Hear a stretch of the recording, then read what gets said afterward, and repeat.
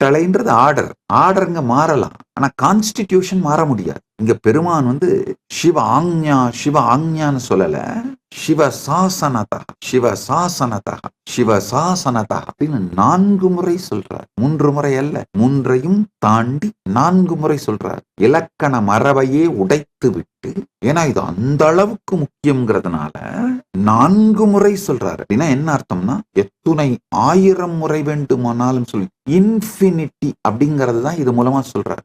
நகுரோரதிகம் நகுரோரதிகம் நகுரோரதிகம் நகுரோரதிகம் சிவசாசனதः சிவசாசனதः சிவசாசனதः சிவசாசனதः.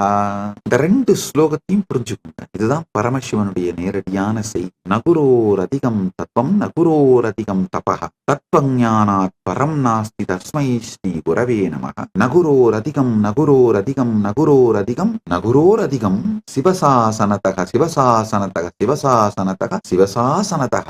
இதுவே சிவனின் சாசனம் சிவனின் சாசனம் சிவனின் சாசனம் சிவனின் சாசனம் அப்படிங்கிற. சிவனுடைய சாசனம்னா என்ன? வெறும் அரசியல் சாசனம் இல்ல, பிரபஞ்ச சாசனம்.